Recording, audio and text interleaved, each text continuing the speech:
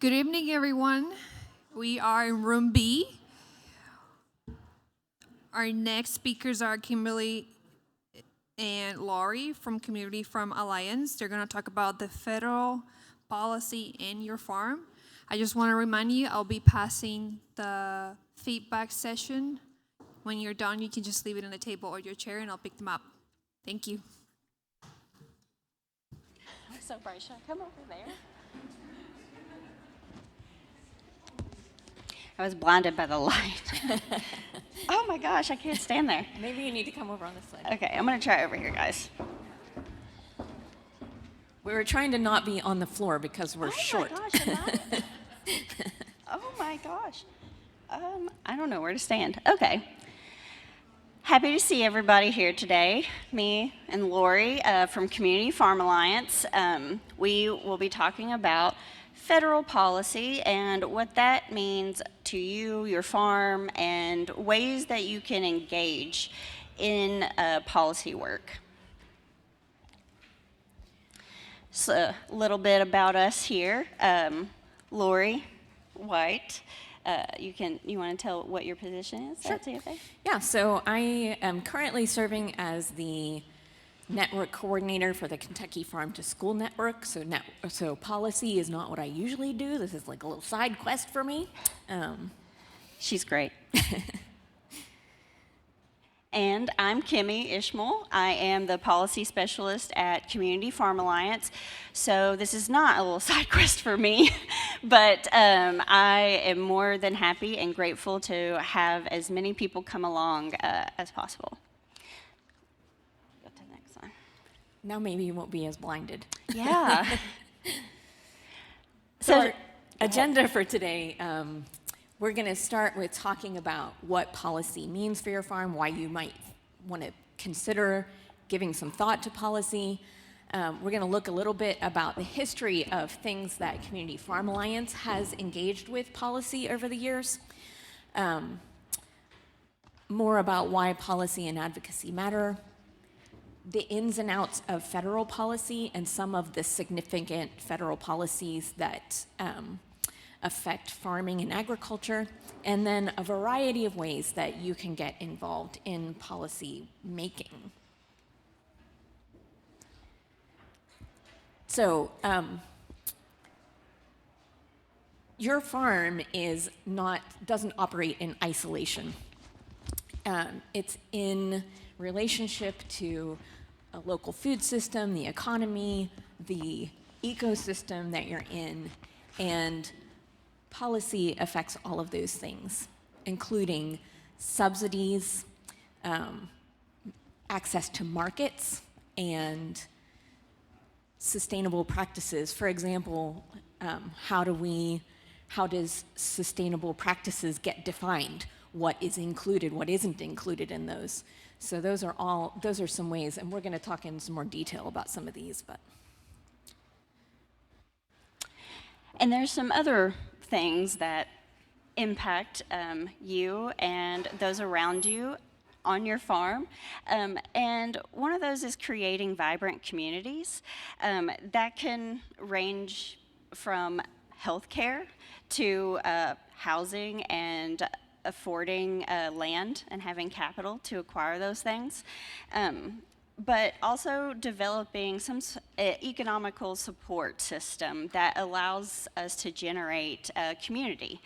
And a part of that is also having a diverse food system.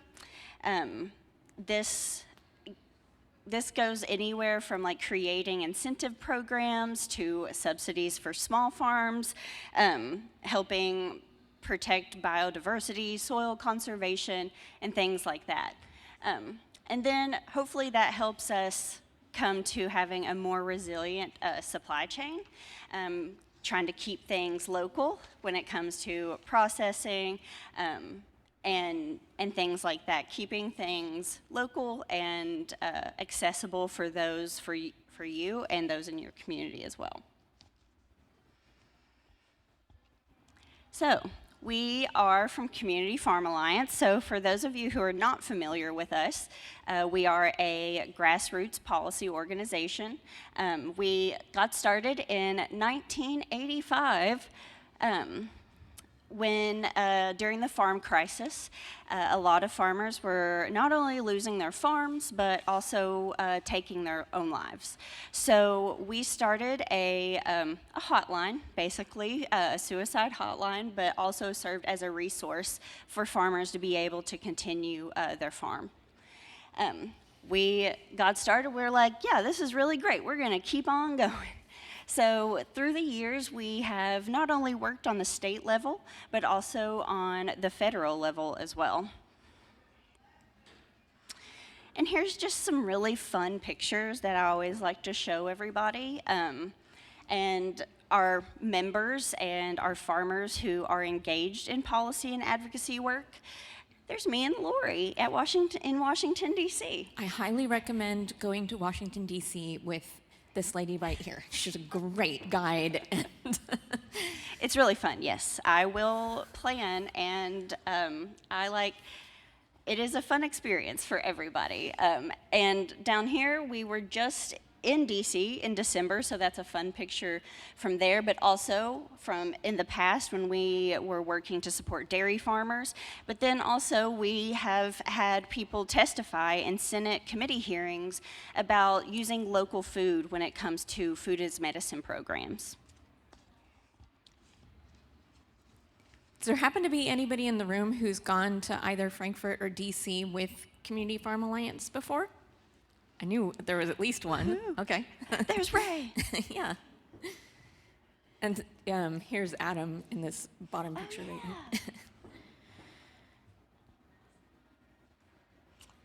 And then here's kind of where we are now, coming into the most recent years. But really, CFA has contributed to more than 6 farm bills, including the most current one.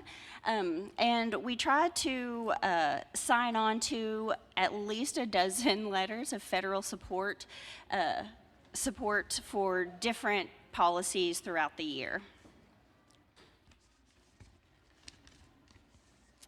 And just here's some more great photos that I love pointing out every time. This photo right here with the guy holding the postcards is one of my favorite. We met with Andy Barr, and last year we had a postcard writing campaign about what our farmers would like to see in the Farm Bill, and we hand-delivered those to all of our congressmen, and they absolutely loved it. They do not get things like that very often. Yeah, that was actually at Oak Conference. Yeah, we did that here. Collected those postcards and then left for DC the next day. Literally, we left for DC the next day.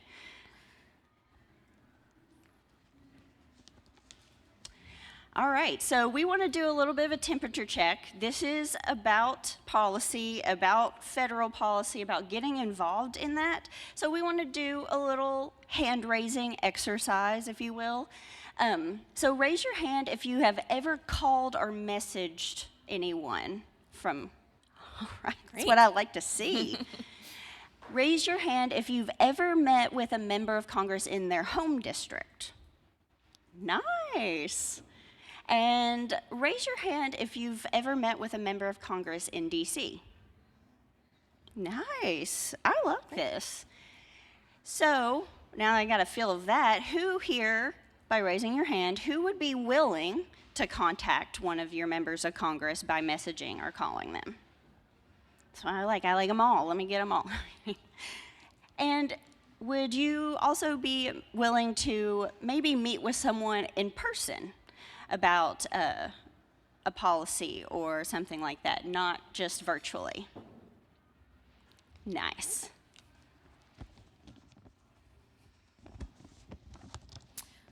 So I'm going to talk a little more in detail about some of the things that the ways that policy affects farming and agriculture and our food economy also. First about market consolidation. And so when you have fewer and fewer players who control more and more of the market share, they have an outsized influence on who has access to markets, what price they can get for their product. A common example of this is the consolidation that's happened in the last few decades in meat processing, to the point now that we have the big four meat packers control more than 80% of the market. I don't remember what the percentage is at this point. But it's not just, it's becoming more and more common in more and more parts of our industry. So it's in grocery stores where grocery chains keep consolidating, and then they can control prices and price out the independent competitors. It's also in tractor manufacturing. It's also in fertilizer production. So many aspects, other inputs. And policy can help to regulate that consolidation. Subsidies are created by policies, and so fewer farms are getting fewer and bigger, and that affects who is eligible for subsidies and how much they get in subsidies. In 2019 and 2020, 40% of overall farm income came from government payments.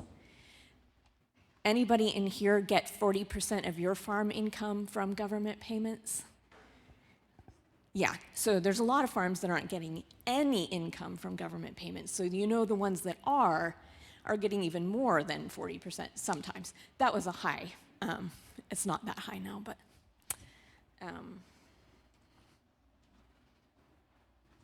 And then some of the ways that policy interacts with climate change and environmental protection is, again, by those definitions, like what qualifies as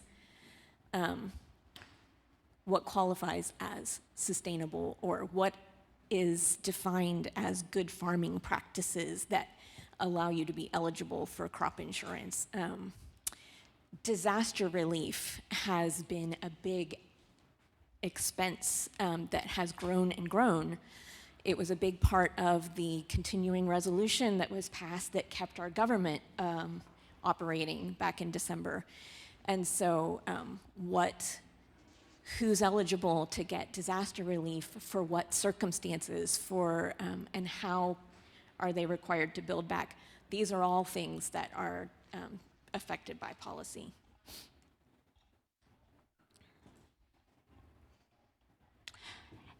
All right, and there's some other aspects too. I always like to say, what does our impact, what would it look like? Where there's problems, there are solutions. Sorry.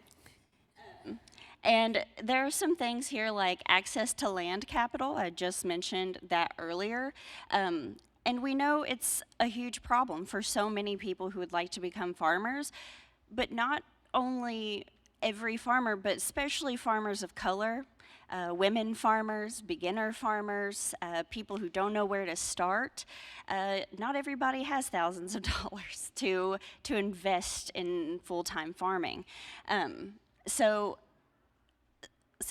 a lot of federal policy, including Farm Bill, which we'll get to a little later, they include programs that help more underserved farmers have access to things like land and capital.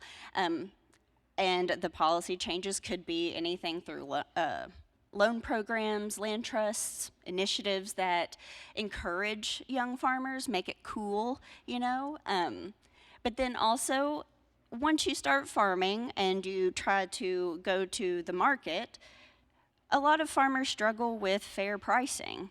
I know a lot of people here talk about trying to compete with grocery stores, and there are policies that would be able to even that playing field a little bit, especially when it comes to the big corporate farms compared to like smaller, small-scale specialty crop farms. Definitely trying to make a more transparent.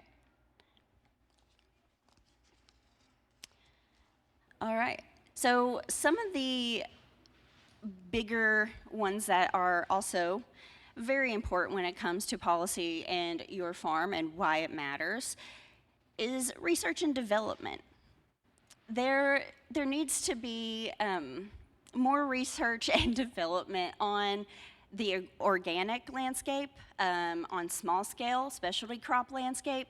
So much of our federal agriculture policy is catering to large scale corporate style farming. But through advocacy and speaking up, we can change these policies to be more sustainable, practice forward, as well as hopefully developing new technologies that help small scale farmers be able to farm full time. But come with that, regulatory overburden here. So much of federal policy and getting involved with policy work or just learning what you can and can't do when you're a farmer. It just seems like you go to do something and then it's like, oh, that I'm not allowed to do that. But you know, a big corporate, large-scale farm is able to do X, Y, and Z, but I am not. So we want to hopefully work with people in power, those legislators, members of Congress, to talk about how some of these regulations are actually burdensome to a lot of people and a lot of farmers who are trying to get started. There's something about being scale appropriate. Yeah, yeah. All right, so also, I love talking about community, you know, crazy Community Farm Alliance. But it is a huge issue that also plays into a lot of policy work when it comes to trying to make change and what is resulted from that. So we want more vibrant rural, more vibrant rural economy. This provides jobs to people.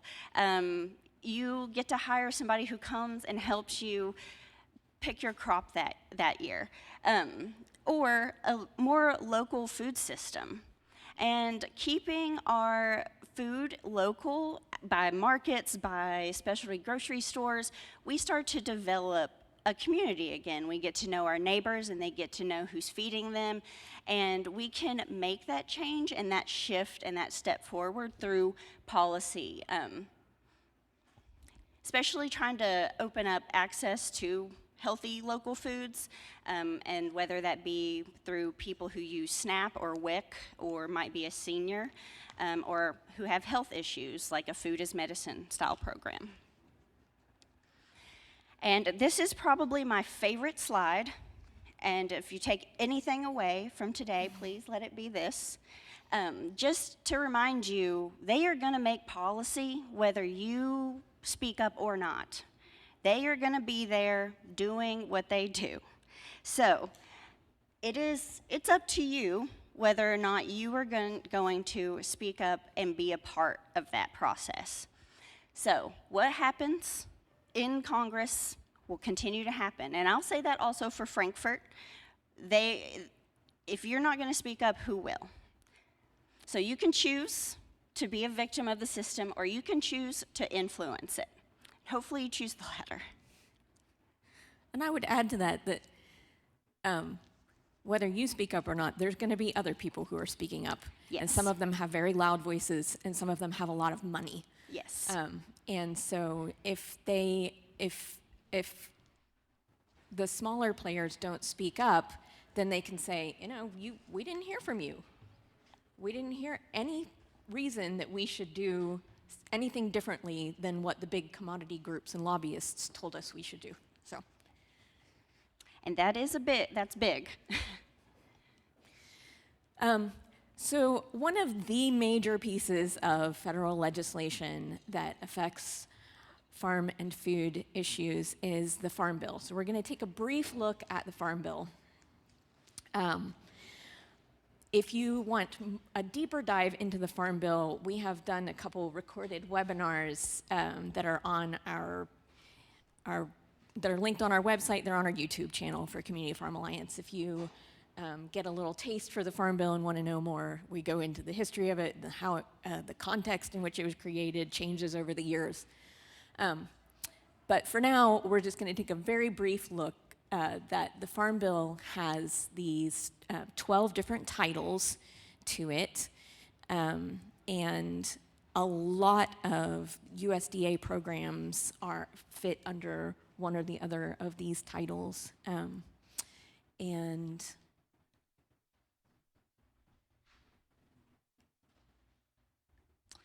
So the first thing to know about the Farm Bill is to know how legislation is passed. The Farm Bill happens every 5 years. It has to be renewed every 5 years. It is currently been extended. It did not get passed in September of 2023 like it needed to be. But it is what we call an omnibus bill. It is humongous, okay? It holds so much, including SNAP, which is a food assistance program, but also crop insurance, all of these different things. But we need to know the steps in between and how we get to that end product. And I know probably everybody here has the Schoolhouse Rock version in their mind of, I'm just a bill, okay? But so much more happens than just going to the House, the Senate, and being signed to the president. So I always like to emphasize a couple of steps, a couple of stops along the way, if you will. Every bill starts out being drafted in a committee. So we have the Agriculture Committee. They draft what the bill they would like to see. Each of them have to form their own version of that bill. each of them what, Kimmy? Committees. In the Senate In the and House. Yes. So then, if they agree upon it, it can go to the Senate and the House floor. It can be voted on. They can discuss and argue like they do. But this little step here in the middle that I have so boldly circled red is something that a lot of people don't really know that happens. And the version of the bill that comes out of the House and the Senate have to be identical. They cannot be two different versions. They cannot go in two different, it has to be word for word the same. So if it comes out and voted and passes in the House, and then there's another one that's voted and passes out of the Senate, but they're not the same, they go to what is called a conference committee. This is a committee that is assembled and literally goes into a room, and they do not come out until it is the same. A lot of things can happen in this conference committee. Clearly, you're in a closed room. But their goal is to combine those two bills that are different and to come out with a bill that is agreed upon. From there, it will go to the floor of their respective houses, voted on again, then it'll get to go to the president to be signed. So I like to always really emphasize that there's so many steps along the way that are forgotten or looked over because we have the Schoolhouse Rock version in our mind when it comes to legislation. So, but I'd also like to point out at every step along the way here, there is a place for you to advocate and use your voice, whether it's in the drafting part, whether it's in getting yes votes, whether it's making sure whoever's inside that conference committee is going to speak up on your behalf, to making sure that whatever comes out of that room, you will have the people to support it and back up and call and email and meet in person. Yeah, so we looked at the 12 titles of the Farm Bill, but this gives you a little bit an idea that those 12 titles are not equal to each other. So the biggest part of the spending in the Farm Bill is the nutrition title. It's not even the farm part of the Farm Bill. So the The less than a quarter of the pie is all the rest of the 11 titles of the Farm Bill in that portion. So of the farm titles of the Farm Bill, the largest spending is on crop insurance, and then commodities, and then conservation, and then that tiny little purple sliver is the rest of all the titles in there. So like horticulture, all specialty crops fit in, are a portion of that tiny little lavender slice. And lest you might think that within those pie slices things are distributed equitably, we'll take a little look at just one slice of the pie and who benefits from it. So this is a graph of farms who participate in the federal crop insurance program, laid out by the size of the farm, the number of acres. So you can see the big black lines are farms that do not participate in the federal crop insurance program. And then the smaller blue lines are farms that do participate in federal crop insurance. This is circled because that is the range of the average farm size in Kentucky. So we are, the average farm in Kentucky is well below participating in federal crop insurance programs. You have to get up to the range of 500 to 99 acre farms to get even half of farms participating in federal crop insurance.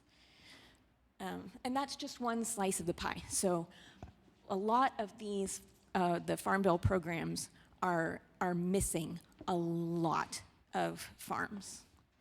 And a lot of Farm Bill programs are benefiting the same farms over and over and over again. In an ordinary year, 89% of the farm spending in the Farm Bill goes to 150,000 farms. Do you know how many farms that leaves? To the other 11% of farm spending? 2 million. 2 million farms get the benefit of the other 11% of farm spending. So there's a lot of inequity in how resources are distributed. What do you think the reason for that is? Like, is it that these farmers are not informed enough, or is it that, like, what is the reason for that? That's a great question. There are a lot of barriers to participating in a lot of these programs, but also these programs were not designed for local food systems. They were not designed for small farms.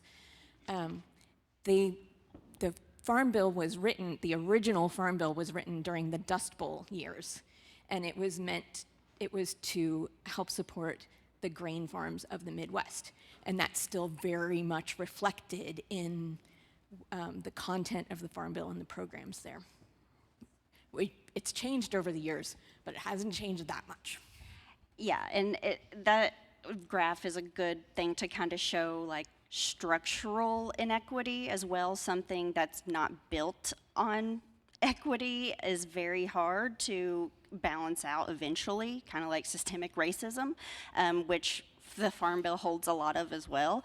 So like Lori said, its origin was made that way to benefit those kinds of farms. It works great for the farms it was written for. Yeah, it works great for them. But those 12 titles can be broken down into different priorities.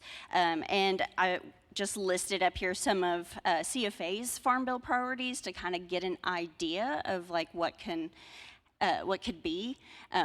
Like Laura, we just talked about crop insurance subsidies, local and regional food supply chains, We love innovation and technical assistance, and this includes technical assistance to farmers markets and market managers, programs that help farmers market hire market managers and get paid for their work and not be volunteers.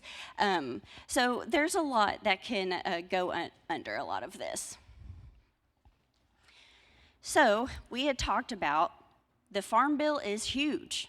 It's an omnibus bill. We just saw it's billions and billions of dollars. So how do we impact it? How do we make an impact on a bill that is so humongous? And that is where marker bills come in. And marker bills, they're not actual pieces of legislation. They are, but it's more of like a signal to show importance of an issue that they would like to go into that big bill. And I want to point out a few of these marker bills. I won't talk about all of them today, unfortunately, but one of them is the local. Could I interrupt you just for a second? Yes. Just want to say, these were all introduced in the last Congress, and so they are all essentially dead now and have to be reintroduced. So we're hoping Yes. to see some of these come back around. Yes, very good point. Thank you. So the Local Farms and Food Act. So this one was filed to improve equity and access, especially for the LAMP program. If anybody's familiar, it's the Local Agriculture Market Program that helps expand the reach of impactful nutrition incentives through grants like GUSNIP, the Gus Schumacher Nutrition Incentive Program, and reforming those kinds of things to have more accessibility, have more people to be able to participate in those. And then strengthening the Local Meat Economies Act. It's kind of also self-explanatory, but very much focusing on local meat processing, which I know probably a lot of you might know how not great our poultry processing system is here in Kentucky. So improving things like that.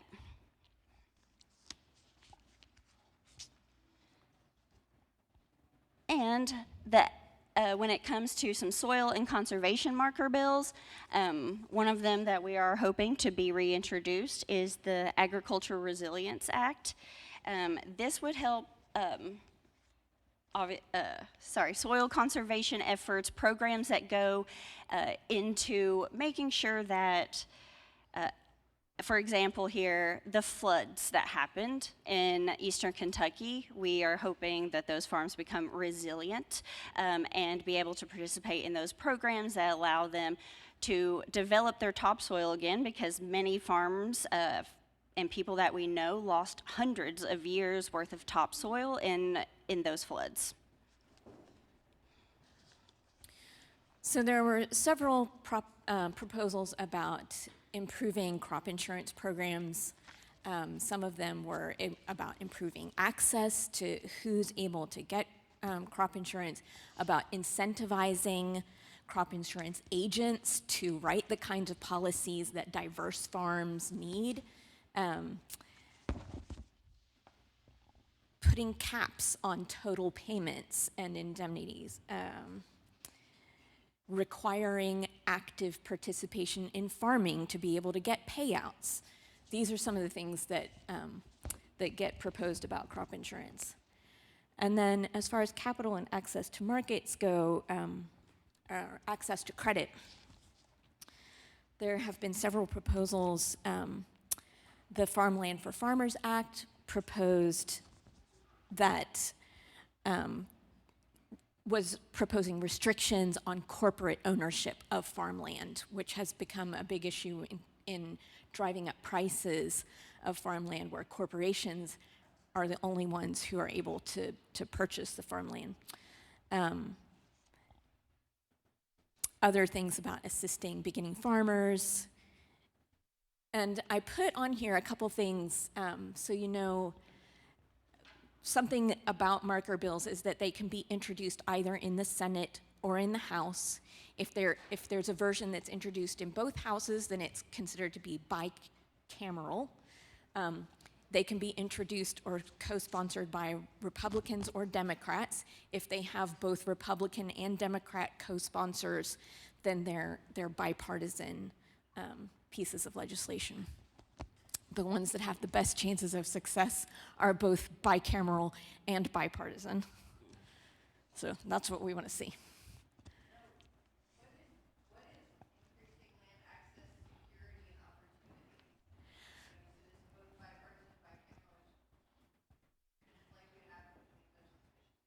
Well, it's not.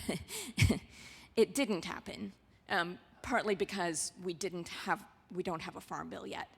So if the idea is that these marker bills, pieces of legislation, wouldn't pass on their own as a standalone. They would be rolled into a bigger thing like the farm bill. But that was proposing cooperative agreements for entities that serve historically underserved farmers to be able to purchase land, and also direct assistance for farmers to acquire land. So those were a couple of the proposals in that.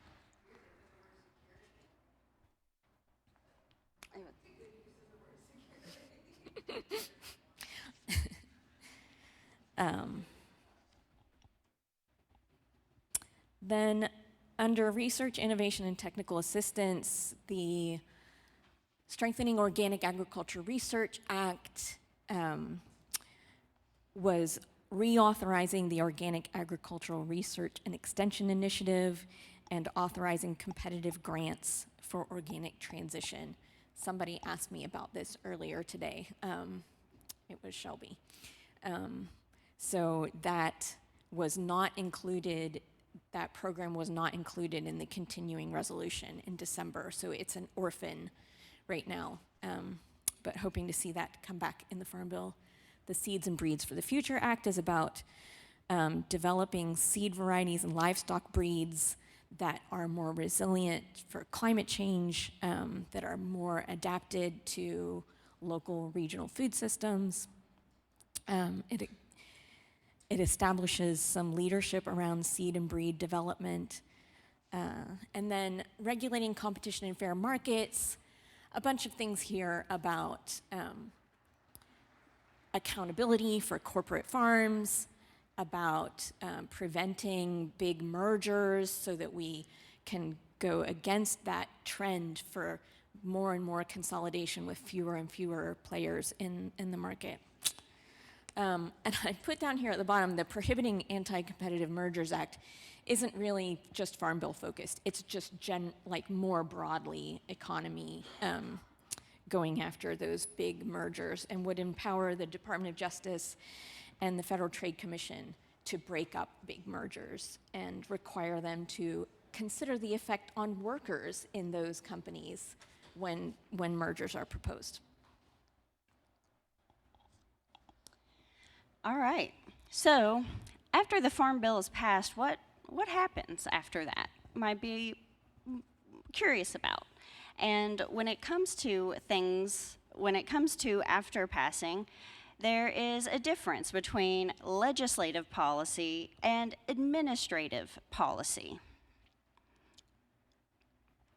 So what's legislative policy?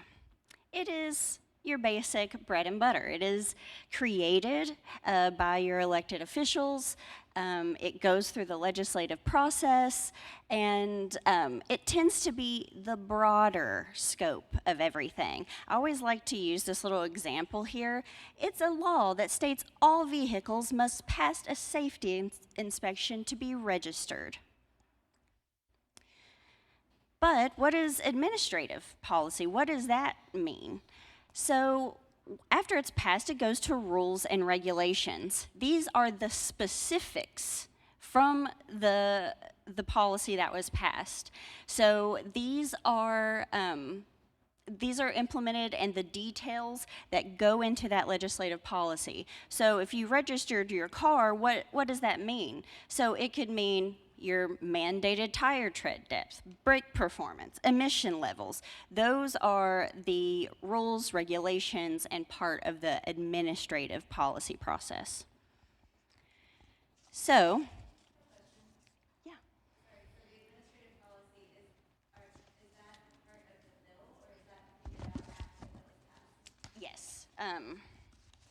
Yes and no.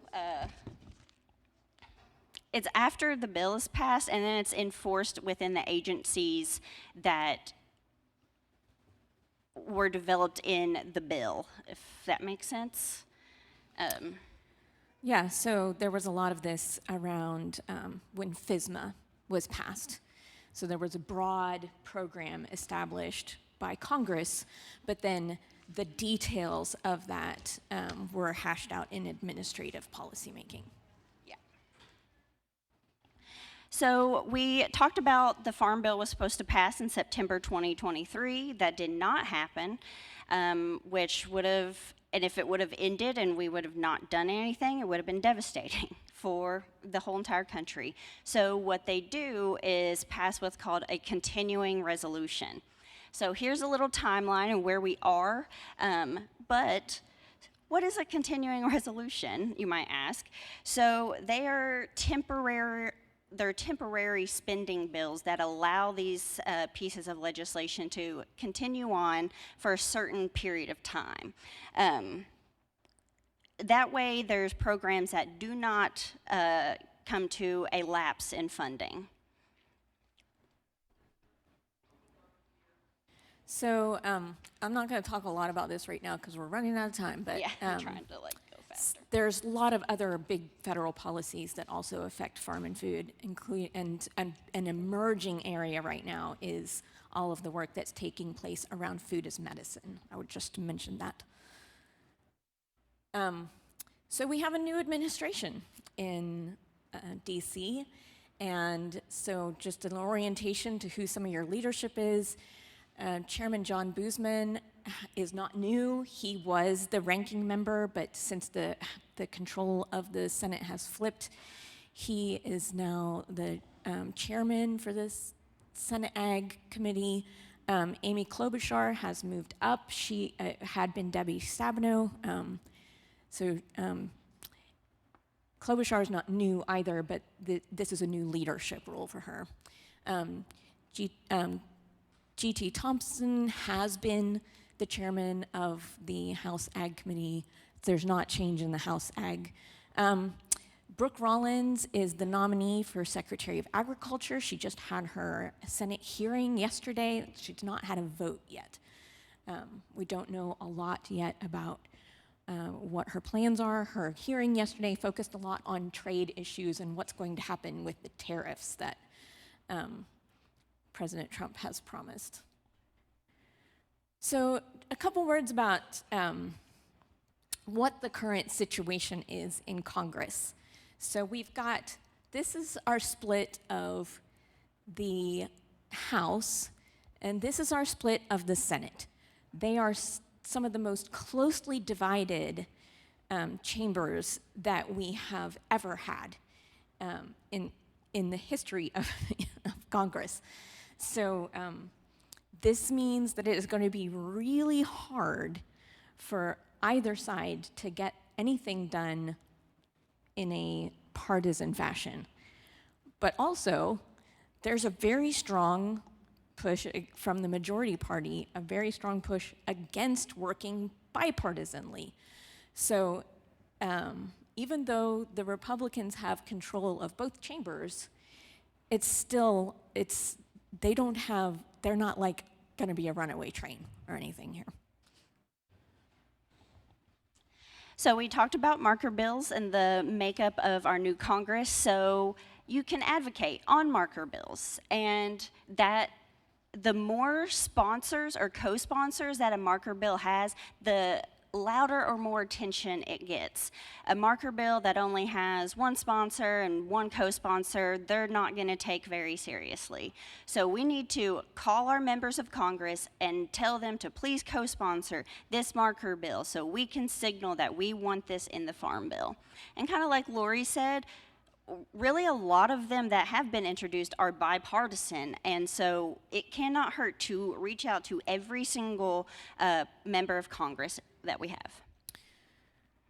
And I don't know if you said this, Kimmy, but I'm going to say it again if you didn't say it. We only have one member of Congress who sits on an Ag Committee, and that's Senator McConnell. But any member of Congress can co-sponsor a marker bill. They don't have to be on an ag committee to do that. So, if you want to take action and call your representative, this is kind of what it looks like when you go to do so. You go to that website there, and it'll bring you to this beautiful little screenshot that I took, and that will have all your information and step-by-step guides of how to contact your representative. And same goes for the Senate side. You go to their Senate website, and they will have something there that looks just like this, and you will be able to select whoever you would like to contact, and they will give you a list of ways of how to contact them. You can also find on their website their local, their Yes. in-state Yeah, offices. if you just want to go to your representative's website, it'll have their home district information and stuff like that. And this is the makeup. This is what the map of our districts look like. So kind of think in your mind where you are and who is your representative and senator. So all of us who are in Kentucky, I know we have a couple out-of-state folks here, have Mitch McConnell and Rand Paul represent all of Kentucky. They're our senators. But the members of Congress are attached to a district. So who have we got that's in the green there that's District 5, Hal Rogers District? Anybody? We got Kelsey and Candace, okay? How about in the middle, the blue, that's Andy Barr's Central Kentucky District. Several people in Andy Barr, okay? How about Northern Kentucky there, number 4? That's Massey, is that right? Senator, Congressman Massey. And then down here, District 2, kind of centered around Grayson County. Anybody from that district? Okay, so that's Comer, who has a new interesting leadership position. And then 1 is this crazy yellow shape that goes all around here. And who we got in District 1? Okay, a couple people that. Oh, I said that wrong. 1 is Comer. I said them backwards. Okay. Yeah, and then 3 is most of Jefferson County. We got any Jefferson County folks? Okay, so you may be in Morgan McGarvey's district. You may be in the part that's blue and fits with District 2. All right, so there are some ways to advocate that you can kind of take another step in if you want to strengthen your advocacy muscle. Of course, become a member of Community Farm Alliance. You can just go to our website to cfaky.org and become a member, but we take our farmers to D.C. Like Lori said, you can be a part of our working groups and discussions that we have, and go to D.C. and tell our members of Congress how we feel. But also, Community Farm Alliance is a part of a bigger network that we help run called the Kentucky Food Action Network. And this is where we try to bridge the gap between farmers and people who are part of our food system. So schools, health departments, extension offices, people who work at universities. It ranges, and we try to bridge that gap so people become more connected to the farmers and the people that they are getting their food from. We actually at KFAN, we do have a Farm Bill working group.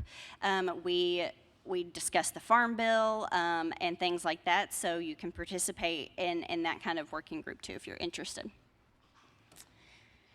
All right, so we took a temperature check at the beginning, so we're gonna do another one here at the end.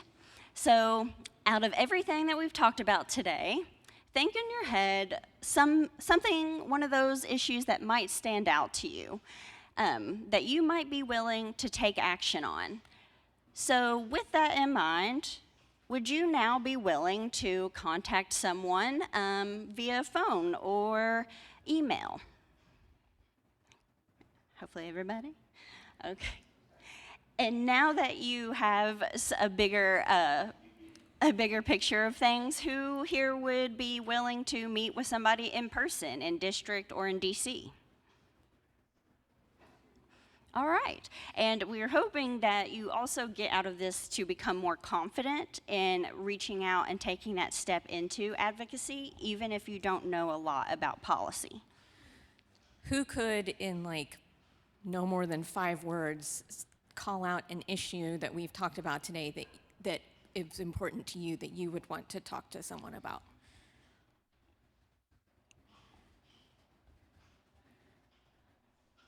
Yeah? Okay. Is that what you were saying?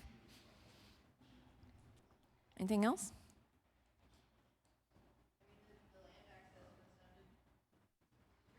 Okay. So access to land, capital.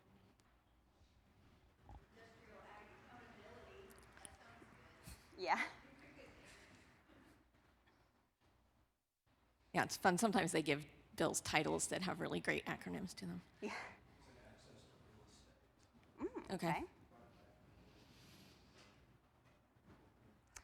And just to wrap up here, if you want to contact myself or Lori, this is our contact, our email, so feel free to take a picture or write it down or just come talk to one of us after.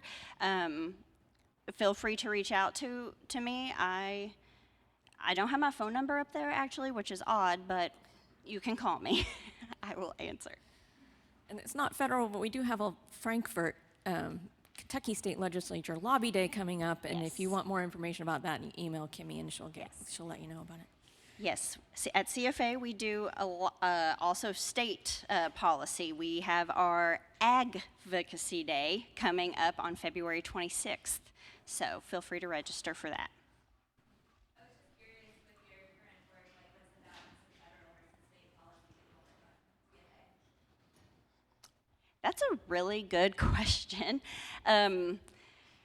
Obviously, Farm Bill is very big and important. So I want to say my time is divided in emergence, whatever is most emergent at the time. We started the Kentucky General Assembly on January 6th. We went from the 6th through January 9th. Then they went on recess, and they will come back to Frankfurt on February 4th, where they will continue the state General Assembly.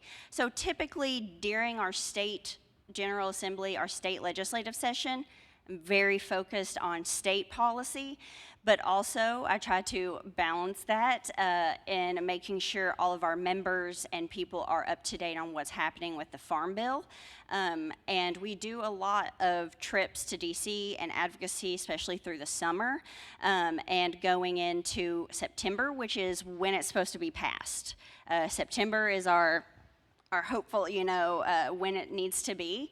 And we do a lot of that. And Ray came to our state lobby day last year, and but also I think last year or the year before, in the span of like 7 months, I went to DC 7 times. So like we try to balance and make sure each are important. And I'm the only policy person at CFA, so if you know that, it is hard. I'm just a sidekick. The best one. I would not be here without her. We have time for some questions, moderator?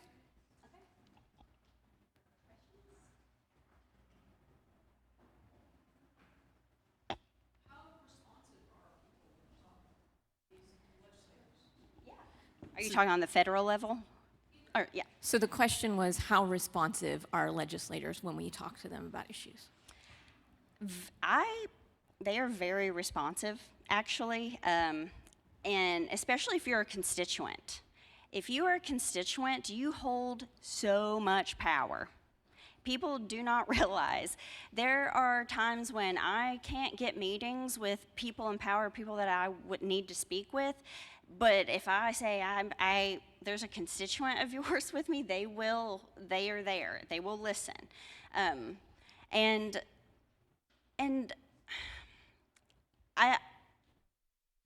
it's a trust thing too, learning to develop that relationship with your legislator or your member of Congress. The more you reach out to them and get to know them, the more responsive they're going to be, obviously. But I will say also working with organizations like CFA who have developed these relationships since 1985, basically, it gives a little bit of grace for farmers who are not familiar with advocacy to step into a place where they will be heard and received rather than going in alone. And not that I don't not encourage that. I'm just saying they tend to be more responsive when you are with someone that, or with an organization or an issue or something that they have already heard of or are familiar with. And I always say we're better together. You know, teamwork makes the dream work kind of thing. Because it's not just CFA. Like, I constantly go to meetings with other organizations. We partner with each other. I have farmers always coming, school nutrition directors and people like that. And they are responsive because we generate real results because you all have the actual real stories, what is happening on the ground every single day. And so we are able to, I always say my job is to just somehow open the door, but then I'm holding it and then letting everybody else come in because I somehow have access to be able to hold that door open, but it's you all who need to be in there, and that is my job. And I would add that they really like to hear from people. They have lobbyists who are in their ears all the time, but they like to hear from people who are actually being affected by the issues. And so you don't have to be an expert on any of these policies or the effects of them, as long as you come with your own story of how you are personally impacted by the issue. Yes, personal stories.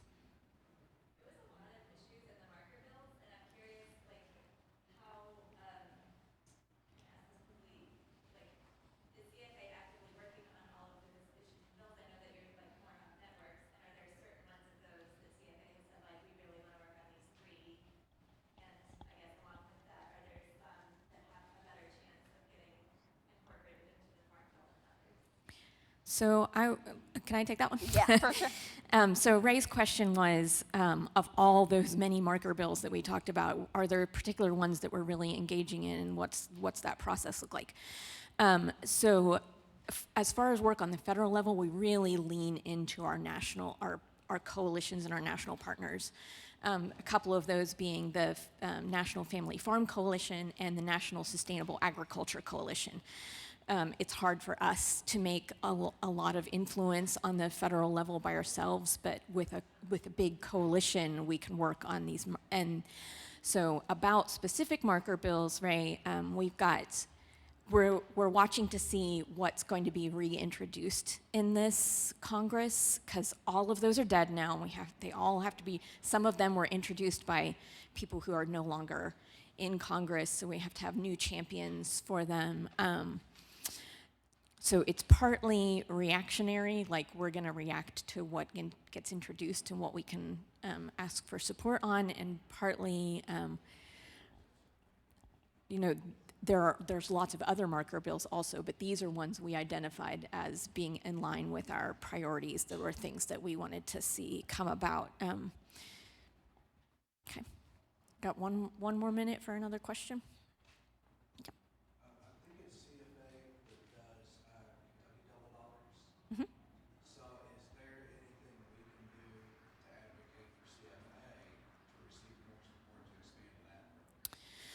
Yeah, so interestingly, so the question was about the double dollars program that CFA leads on, and one of the reasons that CFA started that program is that so many of our Kentucky farmers aren't able to access these big federal farm bill programs, but we have a lot of SNAP money coming into this state, and we wanted farmers to be able to benefit from that SNAP money and not all go to the grocery stores and the big multinational corporations, but for farmers to be able to tap into that federal funding that is, like, there's so much of it in Kentucky. That is, trying to get a piece of that big yellow slice of the pie, the nutrition title, directed towards our Kentucky farmers. So the GUSNIP program is what provides a lot of funding for double dollars.